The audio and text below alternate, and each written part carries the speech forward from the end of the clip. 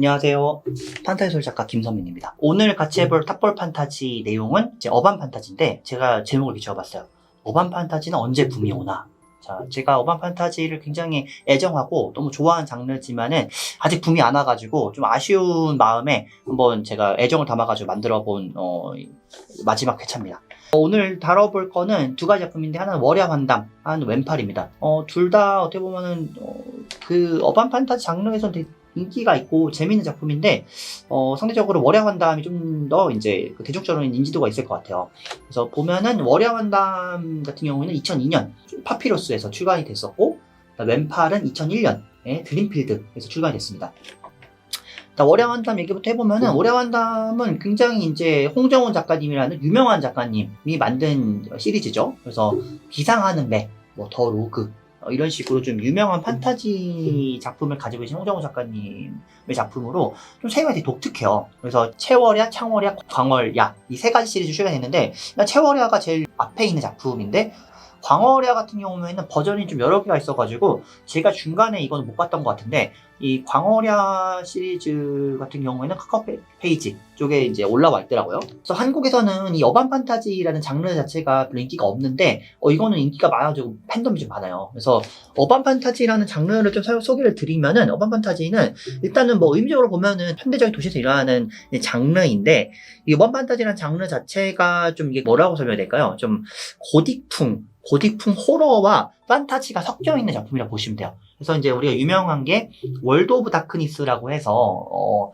TRPG라고 하는 외국의 보드게임이나 롤플레잉 게임이 있는데 그 게임의 세계관이 중심이 있다고 보시면 돼요. 그래서 이제 그게 있어. 막 약간 빌딩 숲에 어두움 속에서 그 사람들을 모르는 곳에 약간 좀 뱀파이어와 약간 늑대인간 같은 이제 몬스터들이나 약간 좀 인간이 아닌 인외적인 존재들이 숨어 살고 있고 우리가 모르는 뭔가가 이제 음모들이 혹은 그들의 어떤 영역 다툼이 이루어지고 있다라는 게 기본적인 어반 판타지의 배경이라고 해야 될까요? 좀 이런 배경인데 이게 미국이나 약간 좀 해외에서는 인기가 많아요. 특히 서양 문화권에서는. 근데 한국에서는 유독 이게 별로 인기가 없어요. 이 장르가. 왜냐면 이제 할리우드에서 이제 언더월드라는 작품이 이 배경, 이런 어반 판타지 배경을 만들어진 작품이었는데 그것도 되게 인기 많았던 시리즈죠. 그냥 뱀파이어 나오고 늑대가 나오고 여러 가지 재밌는 설정이 많으니까. 한국에서는 이게 인기가 별로 없는데도 불구하고 이 월야 환담은 꽤 잘 됐어요. 왜냐면 월야 환담이 이제 주인공이 한세건이라는 뱀파이어 헌터를 뱀파이어만 죽이진 않고 다 죽이고 다니는데 이제 그런 약간 좀 인외적인 존재들을 사냥해 나가는 주인공을 가지고 되게 좀 과격한 방식으로 쭉 이제 밀고 나가는 그런 재미가 있는 작품이었습니다. 그래서 약간 월드 오브 다크니스 아까 설명했던 그 세계관 플러스 약간 일본의 유명한 동인 게임인 월희 같은 경우는 타임문이라는 곳에서 이제 만든 게임인데 월희도 개인적으로 좀 유명한데 요즘에 이제 아시는 분들 아시겠지만은 페이트 오브 그랜드 오더라고 하는 페이트 시리즈의 원 게임을 만든 곳이 여기 바로 이 타임문이라는 곳이에요. 그래서 이제 월희도 그렇고 이제 페이트도 그렇고 되게 설정들이 재밌는 부분이 많죠. 그래서 이런 부분을 차용해가지고 어반 판타지 성격을 띠고 만든 작품이 월야 환담입니다. 그래서 월야 환담 같은 경우에는 이제 웹툰으로 나왔어요. 웹툰 나왔을 때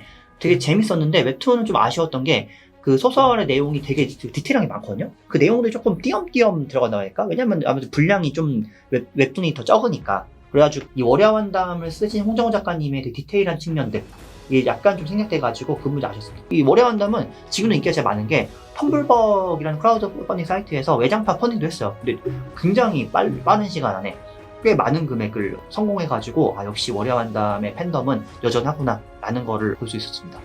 그래서 월야 환담은 애장판 버전으로 책이 출간돼가지고 이 애장판 버전의 책은 꽤 돈을 많이 들여가지고 만든 책으로 알고 있습니다. 요즘에 구할 수 있나 모르겠네요. 아마 판이 이게 아직도 인기가 있으니까는 판형이 계속 바뀌어서 나오겠죠? 자, 그 다음에 이제 왼팔이라는 소설인데, 요거는 이제 제가 개인적으로 좋아해가지고 좀 넣어봤어요. 왜냐면은, 아까도 말씀드렸지만은, 어반 판타지 장르가 거의 없어요, 한국에. 왜냐면은, 어반 판타지 좀 애매한 게, 이게 미스테리나 추리나 이런 스릴러로 분류하기가 좀 애매해요. 왜냐면은 우리가 보통 한국에서 미스테리, 추리, 스릴러 쪽은 보통 영상화, 즉 이제 2차 저작권을 바탕으로 이제 쓰고자 하는 분이 많거든요.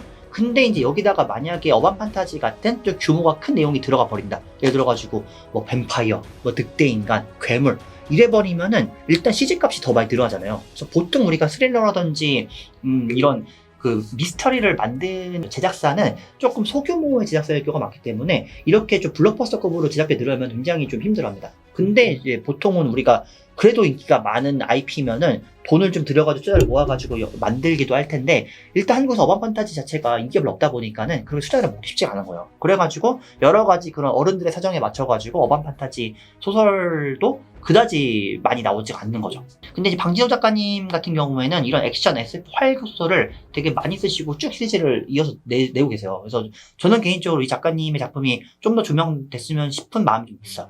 그래서 왼팔이 이제 겉에 보면은 되게 그 작가님의 천연작인지는 모르겠는데 좀 앞에 나온 소설인데 어반 판타지에 가깝습니다. 하이테크 군사정보기관인 이름이 기관이에요. 기관과 맞서 싸우는 레지스탕스들의 이야기를 다루고 있습니다. 그래서 주인공이 오형준이라는 주인공인데 약간 좀 애매해요. 주인공이 오형준이 아니고 오형준은 어떻게 보면 처음에 이 작품의 서두를 여는 캐릭터라고 보면 될 것 같아요.